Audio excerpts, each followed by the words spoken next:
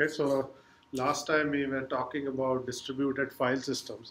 I gave a broad brush introduction to what a distributed file system is and how you can implement it. Okay, so at a very high level, a DFS allows you to access files stored on a remote disk on another machine.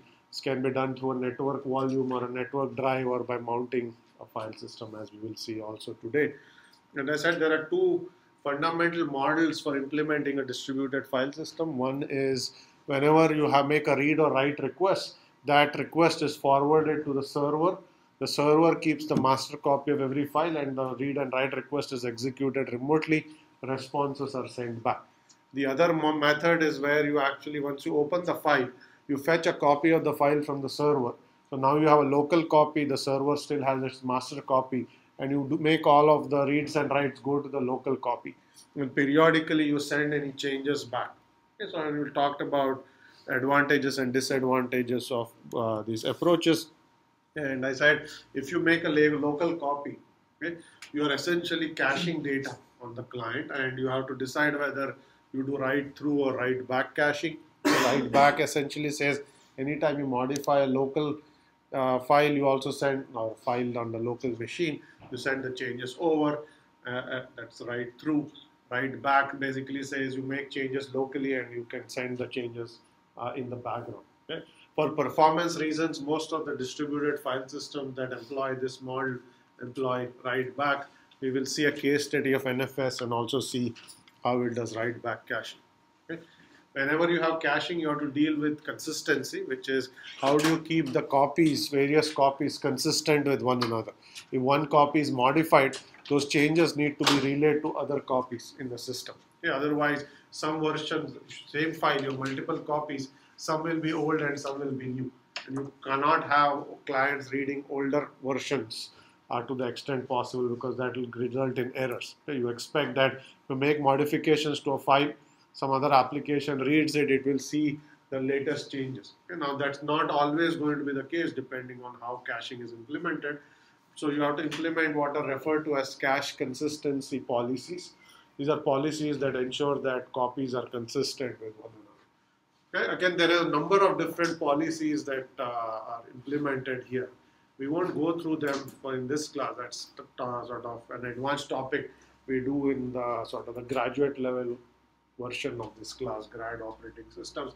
But for this purpose, for the purposes of this class, what is important is to understand, is are clients responsible for consistency or is the server responsible for consistency? Okay? Whose job is it to ensure that various copies of the file that are in your system, a distributed system, are all consistent with one another?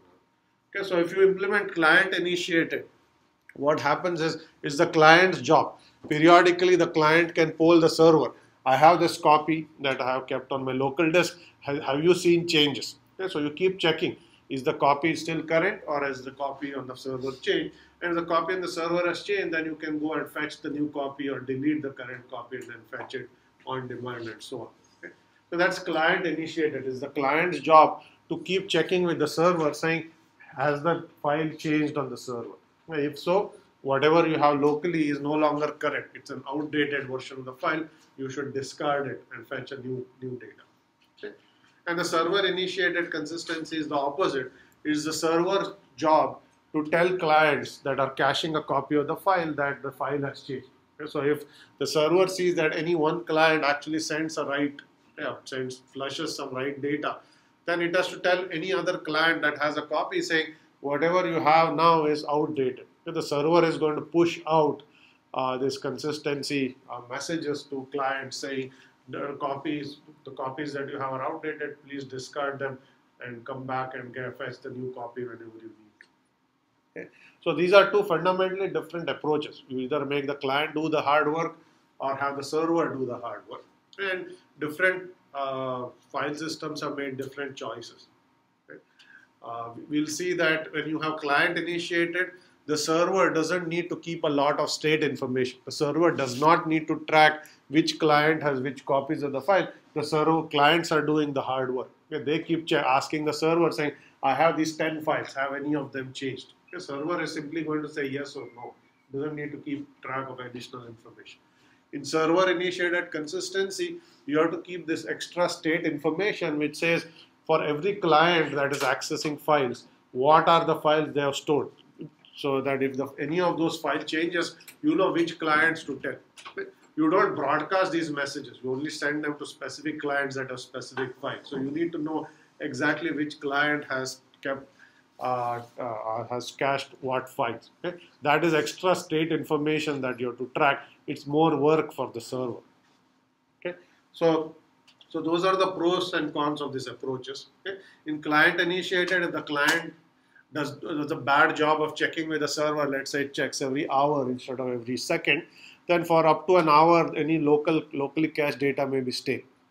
Okay, so you may end up with more stale data here, depending on how frequently you're checking with the server. In this case, as soon as the file has been modified, the server gets to know about it. It's going to push changes out, or it's going to push messages out saying files have changed. So consistency can be dealt with better using a server-based approach. Okay, so that's skip this. So with that, I think we have covered at a very high level what file systems do, distributed file system do. And what I'll do now is do a quick case study of one particular distributed file system, which is NFS. It's a network file system. It is broadly used in most Linux and Unix environments. If you have used any Linux box that is accessing files on any other machine, typically it would use NFS. It doesn't have to be, but that's the most common network file system. Okay, this was designed, I think, in the 80s, 30, 40 years ago now, maybe 30 years ago, for allowing a set of workstations to access files that were stored on a remote server. Okay? So in those days, machines were expensive to buy. So many client workstations were diskless. Okay, imagine having a PC but no disk on that PC. Okay, so what would happen is typically you would boot off the network and the files would be stored on one machine that had plenty of disks, and many of these workstations would not even have a disk. They would simply access data from a remote machine. Okay? To enable such environments, and also even if you had a disk, maybe all your important data was stored on the server, so you would need a way to access your important files. What was stored locally was maybe just the operating system, boot files and things like that. So to enable these kinds of environments, Sun designed this network file system. Okay? And it has gone through many iterations. Okay? So the latest one is version 4. Okay? Version 3 is still in wide use. Version 1 and 2 of NFS are now outdated. Nobody uses them.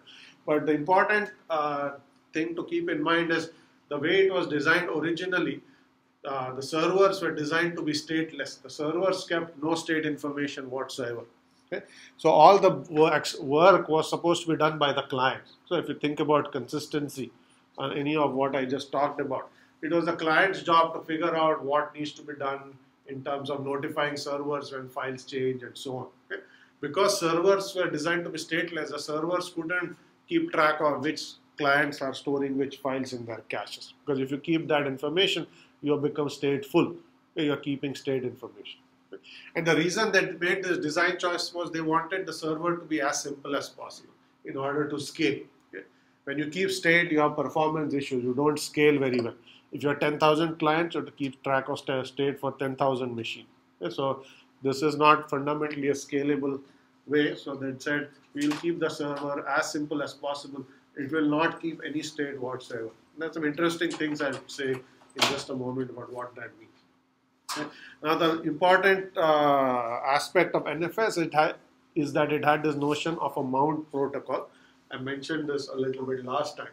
So the server has a configuration file, which typically, and not necessarily, but typically stored in this file /etc/exports, where it says these are the directories, okay, that I export to other clients. These are the directories other clients can access. So by definition, not every file on the server is accessible remotely. You have to make a directory accessible remotely by putting that name of the directory in this file. Okay, once you put that in this file, then that directory and all the files and subdirectories become accessible to any remote machine.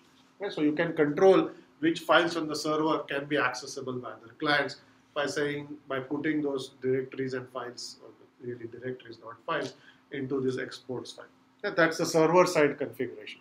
On the client side, when you boot up, you have a different configuration file, which is /etc/fstab. This is the file system table. Fstab is file system table. So in this file, you basically keep track of which files from the server, you can have even more than one server, but which directories and files from the server do you want to access on this local machine, and where are you going to mount them. So if you remember, last time I showed a picture here,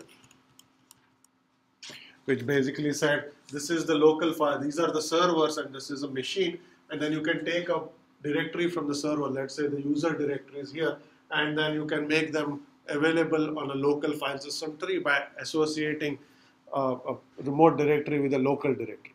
From that point on, when you access that local directory, you are actually accessing a remote directory, but the user doesn't need to know this. It's transparent to the user, so it's location transparent. So two configuration files to implement this mount protocol. One is on the server side, what directories to make accessible.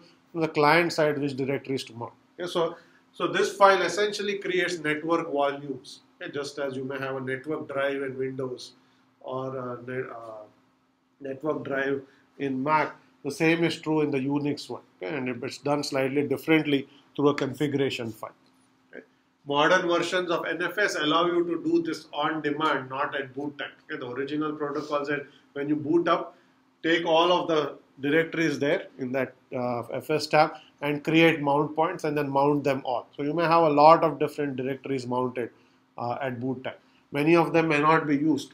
Okay, so you have what is called an auto mount protocol that says mount on demand. Okay, when the user tries to access the file, at that point you go and create a mount point and not necessarily at boot time. That's just an optimization. Okay. Now the implementation of NFS uses RPCs, whatever we talked about last time. Okay. In fact, as I mentioned, the first commercial implementation of RPCs that was widespread in terms of its availability and use was for NFS. Okay. RPCs existed as a concept, but Sun said we are trying to implement this distributed file system. Let's use RPC as a way to implement this application. It's a systems application. So essentially the client and the server communicate using remote procedure calls. Okay? If on the client application issues a read request to the file, that read request from the OS will then issue a RPC read request to the server. Okay? So the two kernels are actually now communicating using RPC. So the client kernel will send a read RPC to the server's kernel, which will then process it, get the file, or read the file that is requested, send the results. If you want to do a write, you send a write RPC. If you want to list files in a directory, you send an appropriate RPC. Okay, so the entire protocol that NFS uses for the client and server to communicate is implemented using remote procedure call. This includes listing directory content, manipulating directories, creating files, reading files, writing files. All of those are NFS operations, or rather RPC operations in NFS. Now, another important thing to keep in mind is the protocol was inherently designed to be cross-platform. Okay? It does not assume that the client machine and the server machines run the same operating system. Okay? You can have a Windows client and a Linux server. So long as both have NFS implementations, they will interoperate. So you can have Macs mounting NFS volumes from a Linux box or a Windows box. And that happens all the time, in fact. So you don't assume anything about the operating system, the platform, and so on. And that essentially says the way you write the NFS protocol has to be compatible with various operating systems and what they support. Okay. So the base NFS protocol, which we will not go into detail here at all, but the base protocol is very simple, just so that it will work with any operating system or the large majority of operating systems out there. It makes very few assumptions about how the file systems, what the file system should provide, how they should work, and so on. Okay, because the more assumptions you make, the less likely is it that you can actually implement NFS on the platform. And because they kept it so simple, NFS is now available for almost any operating system that is available for general use. Okay, whether it is a Unix operating system, all flavors of Windows, all flavors of Mac, they all, even DOS, which was this early OS, very bare bones OS, supports NFS. Yeah, so they did a good job in terms of saying how simple to keep the protocol and how to ensure that it will work across a large number of platforms, simply because they wanted it to be widely used. They didn't want it to be only used for Sun's OS, which is where it was originally designed. So now you have implementations available for most platforms. Okay. Here are some details of the implementation. Okay. And this is basically what is inside the kernel. Okay. This is what should be of most interest to us. So you have this file system call interface that the kernel exports. Okay. And here we are only interested in the system call that the file system exports, which is open, read, write, any of the directory system calls and so on. Okay. The way most Unix and Linux kernels implement any file system, including NFS, is through what is referred to as a virtual file system or a VFS layer. Okay. This is a layer inside the OS kernel. Okay. This layer sits on top of every file system implementation inside. There may be 10 different implementations of 10 different file systems. You may have, let's say, FAT32. If you have a USB key, which is formatted as FAT, you need a FAT32 implementation. You may have a ext2, ext3, ext4 implementation, a UFS implementation. They are all local file systems. Okay? NFS also sits right besides them. NFS is a distributed file system, but it's implemented the same way as far as the OS is concerned. Okay? And the way it works is you have this virtual file system layer. Read and write requests come to the virtual file system layer, and the VFS layer is simply going to ask which file system should I hand this request to. Okay? The file that has been requested for reading, writing, or opening, which file system actually, where does the file reside on from a file system's perspective. If it's a local file system and it's formatted as UFS, you hand that read or write request to this module in the kernel. If it's a remote file system and it's an NFS mounted file system, you hand that read or write request to the NFS module in the kernel. If it's a file that is on, let's say, a USB drive that you just plugged into your machine, you will essentially give it to a FAT layer, which is also going to reside right by this. Okay, so this is basically a virtual file system layer that is simply going to forward requests as they come from applications to the right module inside the kernel. Okay. Once you hand it to the module, that module will then process that read or write request. Okay. In this case, if it's a local request, it will send it to the disk driver, the device driver for the disk. If it's a remote request, as in the case of NFS, this module will actually make an RPC call to the server and retrieve that. Okay, so if it's local, you make a call to the device driver. If it's remote, you make an RPC call to a server machine. Okay. This is a structure of how file systems are implemented inside the kernel. I don't think we saw a whole lot of this when we discussed file systems, but now, at least in the context of NFS, you will have some understanding of how things work. And so, for our purposes, because we're talking about NFS, we are going to go down this path. Okay.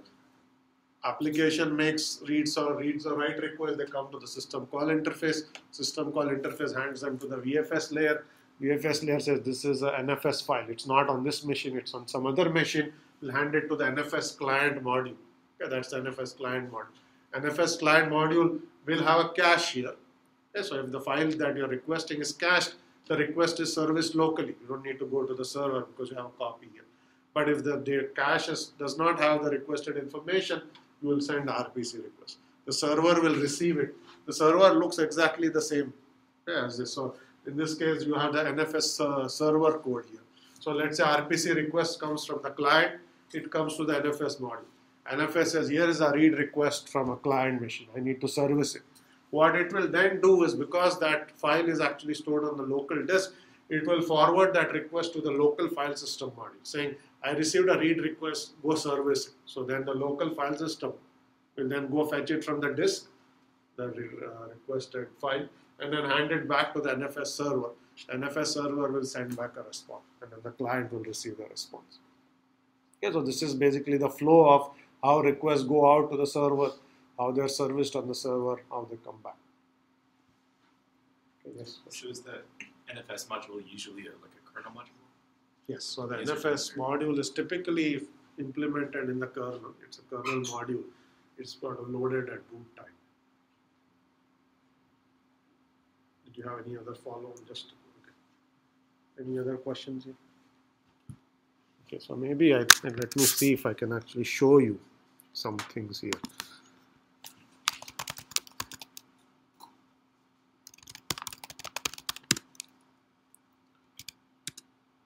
So I'm just showing you, this is a Linux machine. Okay, I'm just showing you all of the NFS mounts here. So this is saying, this is basically a name of a server, that's a directory, and it's mounted here. Okay, so these are all the mount points. So you'll see when the machine booted up, here are all the NFS. So these are local volumes. Okay? And when the volume has a server name associated with this, these are remote volumes. Okay? These are NFS mounted volumes. So this machine now has two or three NFS mounted volumes, and that's where they are stored. Okay? So this is what you will read from FS tab and create at load time. You know, if you look at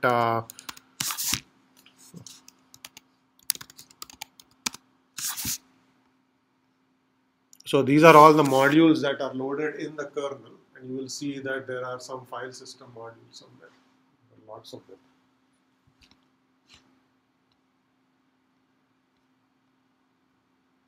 Okay, so here is your NFS module. That's the file system module that's loaded as, and there are two of them. That's the NFS client core module, and this is the NFS server module. Okay, this OS is loaded. It's acting as both an NFS client and an NFS server. You will see that there are lots of other file system modules also loaded.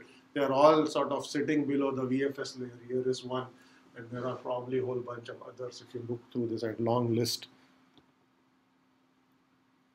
which we won't spend too much time on. But so here is the ext3 module. That's a file system in Linux, for instance. And they're all basically loaded in the kernel. They're all sitting here. So that's the NFS module, there is ext3, there are a whole bunch of others. The VFS layer will manage these various file systems that are all coexisting. Okay, so the important thing is in modern operating systems, you don't have support for a single file system. You'll have support for a whole bunch of them. Okay? There could be NFS file systems, local file systems that may be ext3 or FAT. There may be all these CD-ROM file systems, USB drive file systems. They all speak different languages in terms of how they are constructed and so on. And the VFS layer is used to manage them all. Okay, so a few other details here. The first one, as I said, until NFS version 3, the server was stateless. The server didn't keep any state.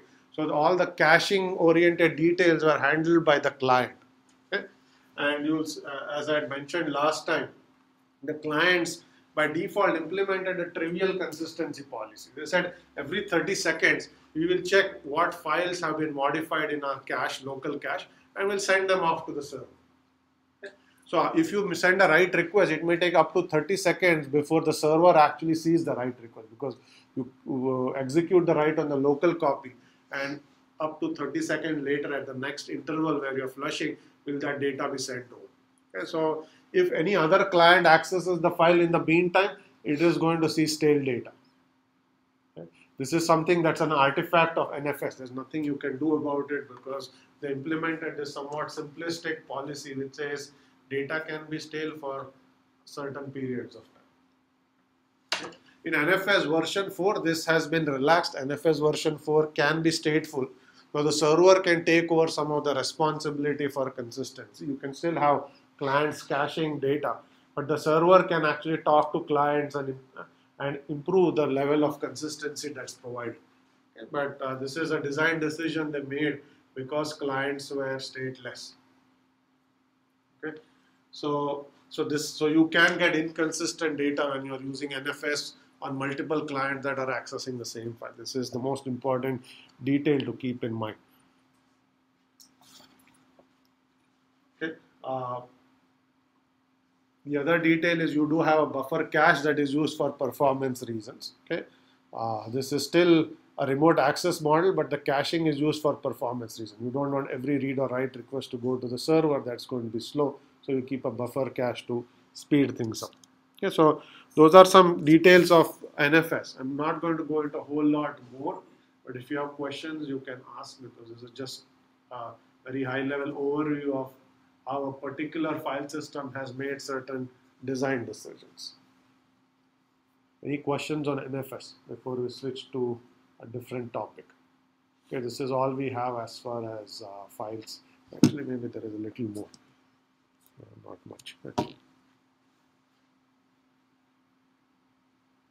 Okay. Anyone here used NFS? Anyone here use EdLab? Okay, when you used NFS, it uses it uses NFS underneath, so that tells you that it was so transparent that you didn't even know you were accessing remote file, and you didn't care are the files local or remote. You just logged into your EdLab workstation. Actually, your home directory or the course directory is not local; it's on a remote machine. You just mount it. You just use it as if it's local. Okay? So that's a good system design where you didn't have to worry about where is my home directory, how do I set up a network volume to access it, etc., etc. It was done for you. Okay, so that's how sort of simple it is to use. And those are all good system designs where lots of unnecessary details are hidden from users. Okay, so we will, yes, question. When we use EdLab, we're later, which model would that be? Because we are not, the client is not, the local file is not going and checking if it's consistent. Yeah, the server doesn't send it unless we request for it. Yeah, so when you use the EdLab, what happens is when you log into a EdLab, so if you log into a server, then the files are already there. Okay, so then you are not using NFS, you are using local file. But in most cases, you walk up to a workstation and you log in on that workstation. Okay? What happens at that point is when you log in, your home directory and all the file course directories may mount on demand. Okay, so you will basically create this network association and you use those files locally. Okay? As you use them, any copies of the files are brought over, used by the cache, and they are flushed. That's all happening transparently to you. The only time when it is really going to matter is if you and your lab partner sit on adjacent machines. Let's say you log in on machine 1, your lab partner logs in on machine 2, and you're working on the same file. You have the file open in your editor. You make some changes and you hit save, and your lab partner says, okay, let me now look at the file or compile it. It may take up to 30 seconds for the changes to go from this machine to the server. And when that client tries to access it, it may take some time for that to be pulled over. So you may see small lags. But if you are the only one working on the file, it doesn't matter. That's the common case, and which is why they made that design decision at all. Because sharing is not sort of the common case when you work on files. Typically, a single application uses a file. So it works out okay for most of the cases. Any other questions here? Okay, so we'll quickly do this chapter on protection and security. It's something we have essentially glossed over. So if you have any operating system and operating system has resources, you know that depending on what privileges you have, you may or may not be able to access certain resources and you can access other resources. Okay, typically most operating system implement what is referred to the protection model that allows you to specify rules on who can access what, whether this is a file, whether this is a printer, whether this is some sort of a hardware. Okay, it depends on what kind of user you are as far as the system is concerned and what level of privileges you have. Right? Where this is done is through a protection mechanism. So we are going to go through this quickly. So I want to mention how protection is implemented in most operating systems. So we'll see what are protection domain. We'll look at this notion of an access matrix, and we'll look at how some of these are actually implemented in operating systems and even Java in the Java virtual machine. Okay. So why do we need it? Operating systems have a collection of objects, which could be in hardware and software. Okay. Each object has a unique name. Okay. If you want a concrete example of an object, think of an object as a file. Okay. That's the most common object that we deal with. Okay. Objects have unique names, files have names, for instance, and they're accessed through well-defined set of operations. Okay. Files are accessed through a interface that the OS provides, the read, write, open files, the interface, and so on. Okay. The protection problem is to ensure that each object is accessed correctly and only by processes that are allowed. Okay. So by default, you may not want your file to be accessible to other users on the system. Your system may have multiple users who can log in and access data. Okay, you want to restrict access to your files to maybe yourself and some other small set of users, but not the rest. Okay? So the question is, how can you control access to these objects, and how does the operating system implement whatever you're telling it in terms of protection? Okay, that's really what we are going to look at here.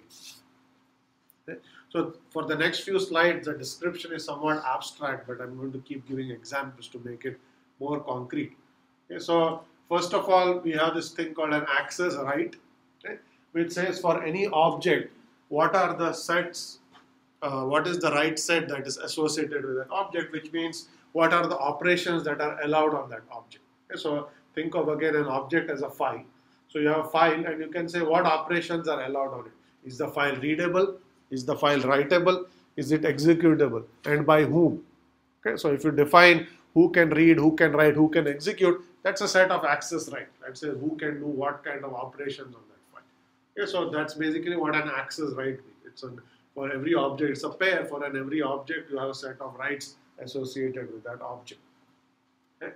And a domain, okay, is essentially a group of access rights, as is essentially shown in this picture. Here is domain 1, okay, and domain 1 basically for 3 different objects you can say, well, can you read or write or execute. Okay. So whenever you have this group of access rights, you are basically have what is called a domain. Okay. Typically a domain is associated with a single user or a group of users. Every user is a domain as far as the OS is concerned. Okay. And when so user has a set of rights which basically says what files can you access, what operations can you do and not do, okay, in your system. Okay. These rights may overlap as is shown here. Okay, so, but some rights may not overlap; they may be independent. Okay. Now, to make this a little more concrete, let's look at how UNIX implements domains. Okay. In UNIX, there are 2 domains. Okay. You are either a user, a normal user, or you are a super user, okay, or root. Okay. So users have restricted privileges. A super user or root has basically all the privilege. Root can do anything they want. Okay. Every operation in the system is allowed as if you are a root user. If you are an ordinary user, some things you cannot do. Okay. You cannot, for instance, create other users. You cannot go and delete some random user's home directory. Okay. Those things are not allowed if you are an ordinary user. If you are root, you can do whatever you want. You can just delete anything you want. You can create any objects, any new users, etc., etc. Okay.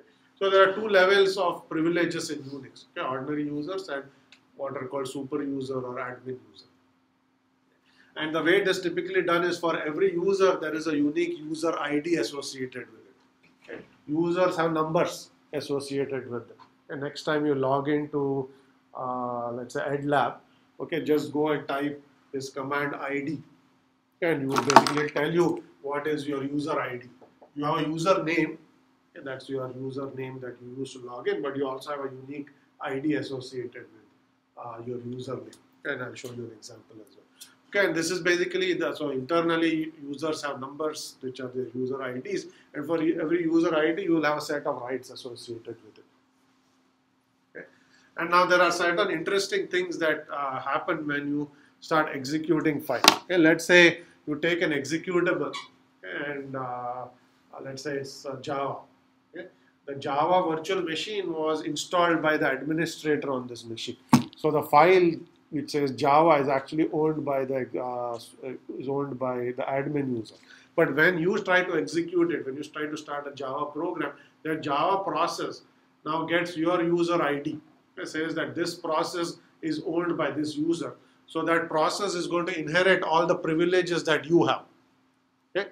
So if you, the user, have access to file A, that Java process also has access to file A. If you, the user, cannot access file B, that Java process will not be able to access file B either.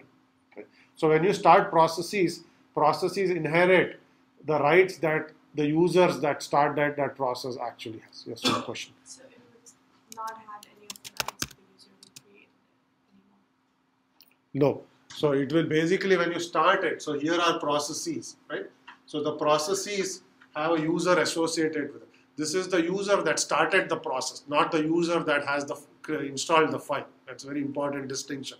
Okay, so otherwise, if the root user installs Java virtual machine on your machine and you ordinary user starts Java, if Java starts with that root privileges, then that process can do whatever it wants. Okay? So that's not the way things work. Files may be owned by a certain user, but when that process is started by user B, it inherits the privileges of the user starting the process, not the user who owned the file, the program file. That's an important distinction to keep in mind.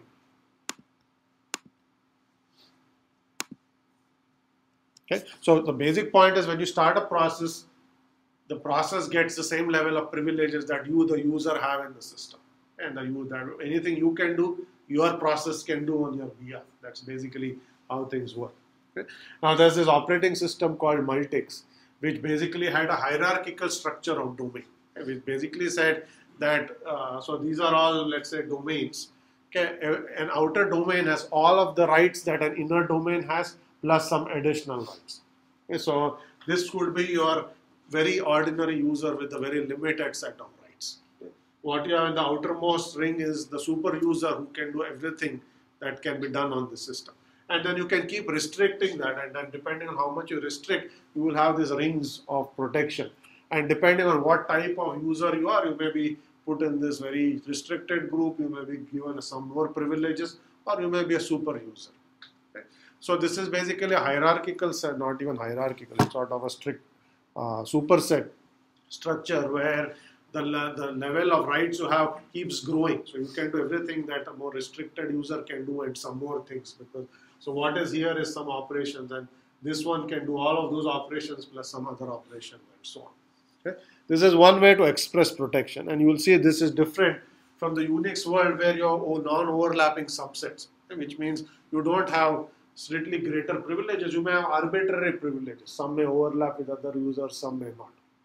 Okay? So you can either do this in a hierarchical way or you don't have any restrictions. You can give whatever privileges you want. They don't have to be hierarchical in this fashion. Okay? Now the way to look at all this is through what is referred to as an access matrix, and there's an example here. So in an access matrix, every entry ij of the matrix basically says what operation can that user or domain perform on that object. Okay? And here is an example of an access matrix. Okay? So these are objects here. The objects here, you can see file 1, file 2, file 3, printer, which is a resource, and so on. And these are domains which you can simply think as users or user groups. Okay? And the access matrix simply says, any entry here says, what can this user do on that file? Okay? So these are all the rights you have for every object. Okay? So in your system, for every object and every user, there is going to be an entry which indicates what can you or cannot do. If it's blank, means you cannot do any operation on that object. If there is some entry that it says you can do only those operations and no more. Okay? So as far as the OS is concerned, all of this information is captured through what is referred to as an access matrix, which is what rights does each domain or each user have on every object in the system. Okay? So whenever any user or any process that belongs to the user tries to perform an operation, the first thing you are going to go and check that corresponding entry.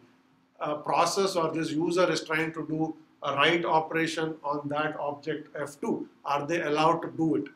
If there is no entry for write there, you are going to say, sorry, you cannot do this, and you are going to return an error. Okay? And if that entry is present, then you let the operation go ahead. Okay? This is how you are going to enforce protection. Okay? So you are not going to just let the read, write, whatever request you are performing just go through. Before performing the operation, you actually have to perform this check. Okay? Whether it's through a system, when you have a system call, you're going to actually first go and check this matrix. Yes? It seems like a lot of information to keep about each file. Yes. I would think that what would happen is that when you try to access the file, it will check whether you have the minimum required permission to do something with it. Yes. By just checking your, I don't know, group ID or something like that. Yes. Instead of going to the table. Yes, good question. So the question is, this looks like a lot of information to keep around, like this gigantic matrix. Think of, there may be 100,000 files on your machine, and there may be 500 users. If it's a large server, that's a very big matrix to keep around. You keep it this way. Okay? This is a logical view of an access matrix. What I'm going to show on the next slide are two specific implementations of an access matrix. You don't actually keep this matrix lying around. Okay?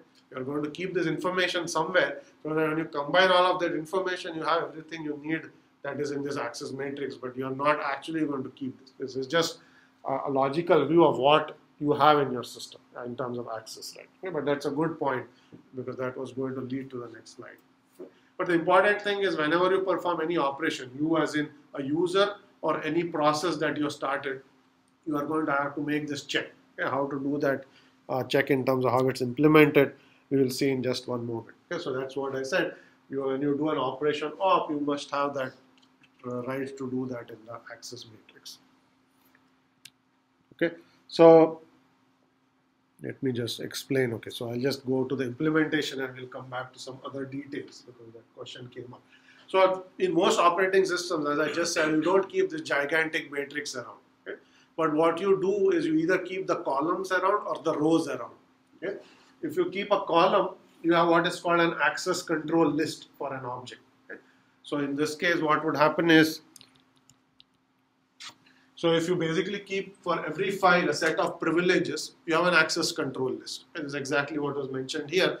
In Unix, you have an access control list in terms of sort of 3 entries. What can the user do? What can the group that the user belongs to do? And what can everyone else do? In Windows, you have explicit access control list which says what can any user perform on this file. Okay, so for a file, you can have a list of users and list of operations associated with them. Okay, which is essentially this entire column. Okay, so in Unix, this column is sort of compressed into 3 entries.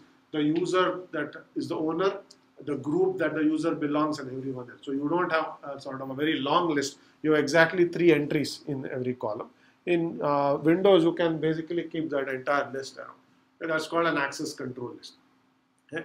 Now the important thing is in an access control list, the set of privileges are kept with the object itself. Okay? In the file system, each file has an access control list or an ACL.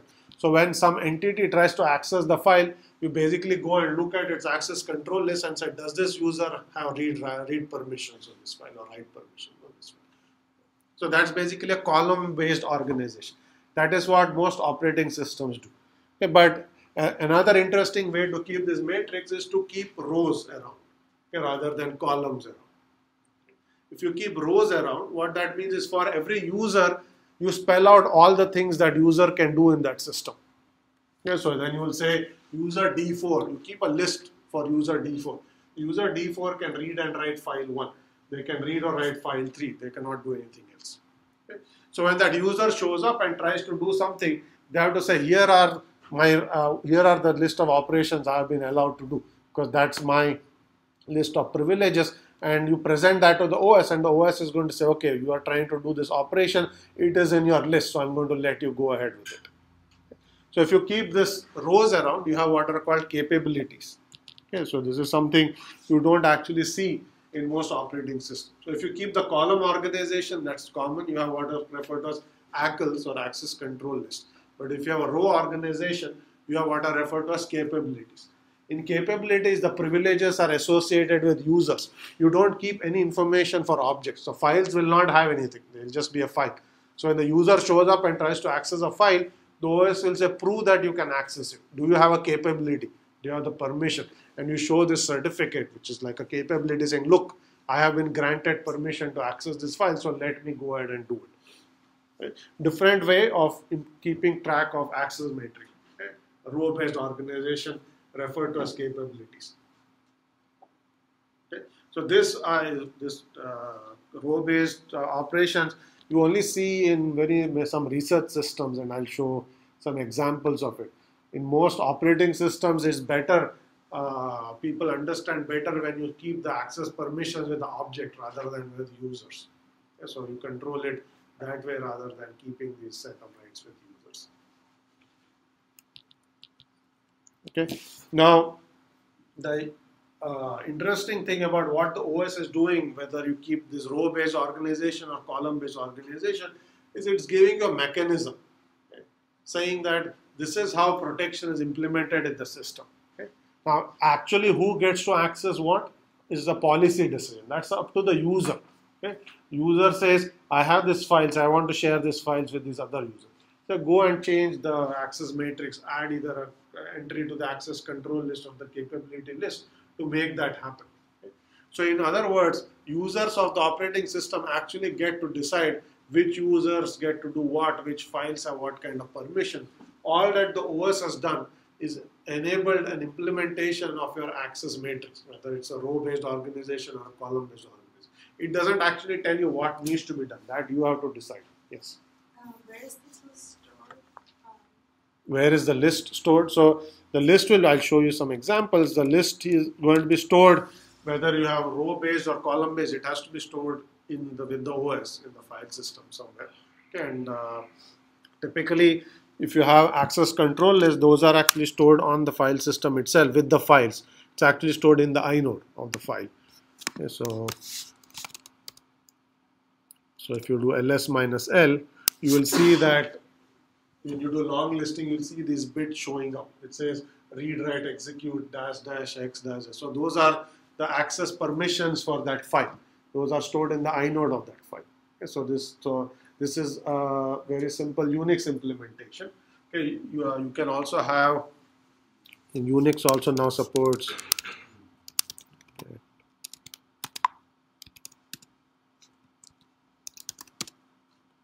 you can also have access control lists, which are also shown here, okay, that are also associated with the file. So this is your column-based organization.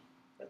So in this case, every object is going to have this information stored with it. So when a process tries to access it, you go to the file system, you extract this information and see whether the operation should be allowed or not. Okay. So it is information that you are actually going to store in the file system or with any object that is a resource in your operating system. Yes, Bruce. So what does the file system have to implement? Like, does it have to implement the entire access control scheme? Or is it just like a get and store for access control lists? Okay, so what does the file system have to implement protection? So basically this is woven into the implementation of most of the system calls. In fact, if you go back when we did file systems and we said, well, how is read implemented, how is write implemented, one line in there was check whether you have the right permissions or not. So what would happen is in your read call, let's say you're doing read. Okay, in your read call, what you will do is you know what file you're trying to read. Well, you won't do it at the read time, you'll do it at open time. When you open a file for reading or writing, you'll basically go and fetch the inode. Okay? In the inode, you will have this access control list stored there. Okay? You will extract it from there. You will see which process sent the open request and whether they want to open the file in read mode or write mode or read-write mode, and you will check the operations. Okay? So this basically the implementation of protection is not separate. It is a mechanism that's already provided. Most system calls, before they permit the operation, they may simply perform the check. That's all. And whether they let it through or they don't let it through. That's how things basically get done.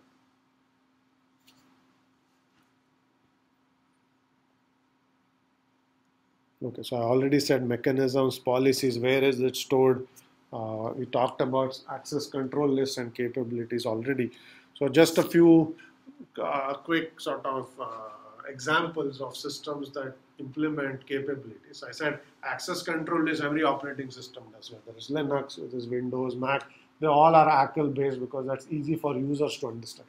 But there are several different research prototype operating systems that were designed that implemented capability schemes. Okay, Hydra was an example of one. Okay. It had this notion of users and systems, and for every user you have a set of permission that you associated with users. They had to be stored also in the operating system. So when you logged in, you basically associated that list with the user. Anytime you do an operation, the process has to present credentials saying, I want to perform this operation. Here I have the set of rights. So this is basically a certificate that shows I have the right, and then the OS will check and let the operation go. Okay, that's basically how Hydra works. In the Cambridge CAP system, which CAP stands for Capability System, you had this notion of data capability and software capability. Okay, data capabilities was allowed you to do standard read, write, executes on any files as the name data capability. So, and software capabilities is what can this application do or not do. Okay, so whenever a process started up, you said here is a list of things you are allowed to do. Those were your capabilities. And before performing any operations, you have to present this list to the OS. Say, here, I have this list and I want to perform this operation. Check that this operation is valid because it's present in the list and let it through. Okay, so you could do either data capabilities or software capabilities. Okay. So this is, I understand at a very high level, but just to give you some notion that this capability scheme is not something that we just cooked up. There are real systems that are actually designed that used it. It never took off. It was harder for people to reason about. Okay, so it's easier for people to understand. Here's a file. Who should or should not access it file? That's easy for us to understand. Okay, rather than turning that around and say, okay, for every user, go and associate a capability. So if you want to grant a permission to your lab partner to access this file, rather than changing something at the file level, you have to go and grant a capability to the user. They have to add it to their capability list and so on. So it's a little different way of operating and has never actually taken off. People seem to prefer the access control list much better. So last point I want to mention is there is also protection. We talked about protection from an OS perspective. All of these concepts also apply to language-based systems, in particular Java. Okay, so what happens in Java is there is actually a protection scheme. It is based on protection domains. So JVM has this notion of protection. Okay, and when a class is loaded into a process, it is assigned a protection domain. And the protection domain, exactly is what we said, saying it indicates what operations can the class perform or not perform. Okay. Certain library methods in JVM are privileged methods. Ordinary process may not be able to do something. Okay, so for instance, stack, you cannot actually go and muck around with the stack in a JVM. Okay. Only the JVM code itself can do it, not a user process that is executing inside the JVM. Okay, so the JVM case, there's the JVM code and there is your Java code that's executing on the JVM. Two different levels of protection. Okay. Your user code, your Java process code can do certain things, but it will not be allowed to do certain other things. The JVM process that's executing your Java code has a higher level of, higher meaning looser form of protection. It can do certain additional things like muck around with stacks and schedule threads in your process and so on, okay, which you cannot touch. Okay, so there is basically this notion of protection also at the language level, okay, implemented in somewhat similar ways. Okay, so you will basically have protection domains, your classes have protection, you can have different protection levels for different classes and so on. Okay. So just as an FYI, because you probably have been writing Java code but have never thought about protection. It is happening under the hoods. Okay. In most cases, you don't need to do anything. Okay. You just write your Java process, you run it, and all of this protection is actually done internally by the JVM. These checks are actually happening. If you try to invoke certain methods from your Java process, you will see if it's a privileged method, you will not be able to access it. Typically, those are not even exposed through the Java API, but they are there. If you try to invoke it, only JVM process can do certain things. You will not be allowed to. Okay. So these checks are done in Java. Now, other languages don't have any protection. If you have C or something like this, there is no such notion of protection in the C language. Okay, it's basically do whatever you want, and the OS will perform some checks, but there is nothing in the runtime. There's no library checks being done or anything like that. Okay, Java, on the other hand, has this nice protection scheme built into it. Okay, so this is all I have as far as security and protection is concerned. It was somewhat of a very high level overview, but something that you need to keep in mind, okay, that operating systems have to implement this to ensure that users can control what's going on in their system. Okay, that no user process should be allowed to do things that it's not supposed to be doing. The way you do this is to protections. Okay, now, as an aside, you should now also realize that these protection schemes are easily broken. Okay? This is how hackers actually get into machines and then take over the machines. They basically get root privileges by finding some badly designed protection scheme and breaking it. Okay? Because there are often bugs in code. If you exploit these bugs and you basically take over a system process, certainly a user now has the same level of privileges as a root user on that system. Now basically they can go and do whatever they want. Okay? So the reason you have all of these problems is basically protection schemes that leave backdoors open inadvertently, that allow malicious hackers to go and obtain a level of privilege that they are not supposed to have. And this is how, so designing a strong protection scheme is very important for safety. And this is something that's often overlooked, and you see the real world consequences of getting hacked and so on and so forth. Okay, so there's obviously work to be done, not in terms of conceptually defining protection, but the implementation of it, and that's where all of these problems crop up. Okay, so I'm going to stop here, and if you have exams you want to collect, etc., I have them here, so just